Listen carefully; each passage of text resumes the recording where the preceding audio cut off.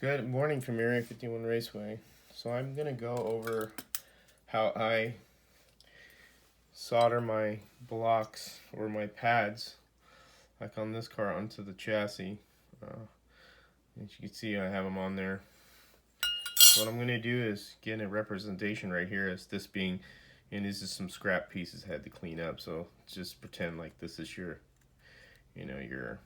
chassis here, and this is the pad you're using. Obviously I'm not going to use that, it's too big. But here's a piece that I use with the scrap. I get like a piece of flat brass, I don't know the number, and then this is the same size as that. I think it's 8254. So as you keep your scrap pieces, this is where it kind of helps you out. Then I have other scrap pieces there that I kind of made like a little stand kind of in a way to make it level as possible. You can use small clamps or like battery clamps from like battery end cables, like the small ones, or you could use the mini clamps that they sell at Lowe's, little orange, little vice clamps, and do it that way and pick the car up or the chassis up, excuse me, and then solder it. But you can do it also on the block like I have here, and I'm going to turn the iron and show you how I do it. So just pretend we have the close this in there. Excuse me. Let's pretend we have the your pad there is simulating that, and then get your flux and put it on there. That's going to help it flow underneath it as well. And then what I usually do is I get a little excuse me, rat tail file that I have here.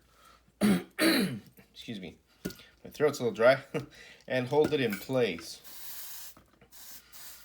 kind of like where I want it positioned. I say I got it all lined up, and you could use these pins to put in between here if you're doing that. I'm just using it as a reference. So I'll get a little solder on my wiring, and as you can see, let's see the video.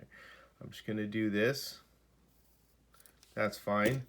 Then I usually will do is I'll get this and hold it down, and I'll put my iron. I hope you can see this, and let it get hot. That's what you're gonna do. You can go across it like that, and if you need to put a little more solder, go ahead. And you see how it kind of flows. Kind of screwed that up there, but this is just for illustration, like I said. And if you need to get more, get some more, a little solder if you feel it needs a little more.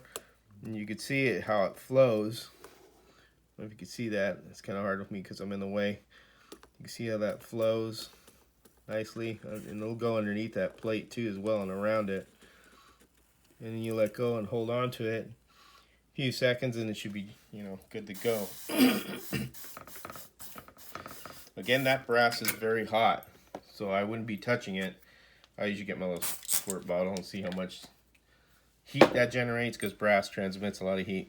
And that's how you would do it, like that. So I can pick this up now. Well, see, that's still kind of hot. See? Squirt that down. Just a lesson to you guys. I didn't burn myself, but it just holds so much heat. Now you can see, and it's still a little warm too. Should let it wait there, but I just want to show you. Now you can see how that is right there. And that's what you want to do with your pads when you're making them. Now again, this is actually isn't one that that I'm making for a car. This is just using this as a reference and an example so you could see it. And that's how you would do it. As you can see, I put a little bit more solder. I kept heat on it, and the flux is going to allow the solder to flow all the way around. And that's what it does. If you look underneath it, see how it got right underneath here? That's perfect. That's pretty much makes a solid pad, and it'll look like that. Be very, very, very good. As you can see, I don't know if you can see, I may have got a little bit under or not. It was kind of hard because I'm trying to do this in front of the camera or not. So you can't see it too much, but either way, as long as you got around here and along here, it'll be fine. As long as you got it solid here. If it gets underneath, cool. If it doesn't, don't worry about it. It's not going to affect anything. That's how you do your body pads for onto your chassis rails. So I hope this little small section helps on how to do it. So you can see how I did that. And again, your flux is going to flow, as you can see it flow all over. when you're doing stuff. And then little scraps pieces like this, you can make little stands to, you know, help you. Obviously this isn't exactly straight, but when I push down on it, it, you know, lifted it up a little bit. I mean, it's not bad. It'll work. If they're a little off, don't worry about it. It's not, you know, it's not going to affect anything if they're a teeny bit up or teeny bit down. As long as you get it relatively straight as you can, and you can do that once you kind of stack them. This, like I did here, stacking the and soldering this, kind of made this like a pad. Or use the clamps. There's nothing wrong with using clamps, and that would be like little battery clamps. Not these ones, obviously, because these are too small, but they make the, you know, the bigger type battery clamps, like on battery chargers. That'll also do it as well. Or you get those little mini clamps that you get from, and this is an example of one. This isn't it, but you get little clamps like this, little orange ones, like little vice clamps at Lowe's. They're real smaller than this, and you could do that and just lightly hold it against, you know, the brass piece against the chassis.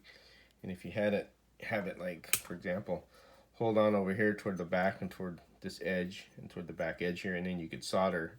Well, you have it, excuse me, let me put it right. So you have it like here, the clamp here, and partially back here, and then you could solder it, well, with the chassis, you know, the little chassis, and, you know, up this way and solder around it as you hold the clamp. You gotta remember, this transmits a lot of heat, so I'd probably do it, probably if you have a clamp, it's most likely it'll be fine if you just do it, you know, just hold it up like that and let it sit and put your iron. As long as it doesn't move and you're able to put the solder in it and move it around, move the iron around, you're fine.